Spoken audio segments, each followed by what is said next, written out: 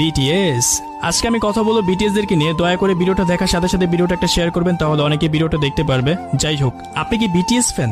যদি আপনি BTS fan হয়ে থাকেন তাহলে হয়তো বা আমার এই কথাগুলো শুনলে আপনার কাছে অনেক খারাপ লাগতে পারে। আর যদি আপনি বিটিএস ফ্যান না হয়ে থাকেন তাহলে অবশ্যই এই ভিডিও কমেন্ট করে জানাবেন আপনি বিটিএস ফ্যান কিনা। যাই হোক, বিটিএস হচ্ছে মূলত সাউথ কোরিয়ার একটা শিল্পী গোষ্ঠীর নাম। তারা মূলত কয়েকজন শিল্পী মিলে একটা ব্যান্ড তৈরি করছে, যে ব্যান্ডের নাম তারা দিয়েছে বিটিএস। আর বিটিএস এর জনপ্রিয়তা এত পরিমাণ ছড়াইছে যা বলার বাহিরে।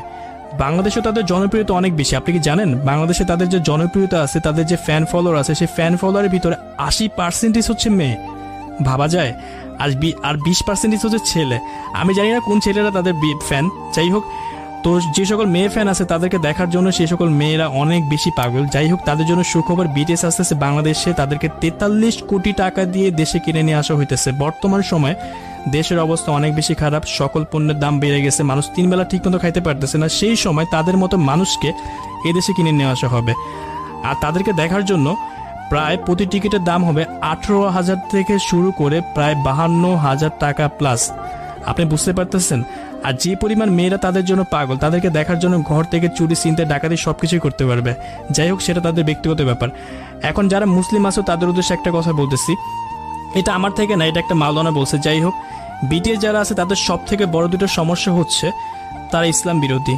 তাদের গানের ভিতরে যে কথাগুলো লাগায় সেই কথার ভিতরে ইসলাম বিরোধী, আল্লাহ বিরোধী কথা বলে। হয়তোবা তোমরা বাঙালি অনেকেই আছে যারা তাদের কথা বুঝো না, তাদের গানের মিনিং বুঝো না। তোমরা হয়তোবা হুদ্দাই তাদের ফ্যান ফলোয়ার, তাদের গলার সুর ভাল লাগে বা তাদের দেখতে ভাল লাগে।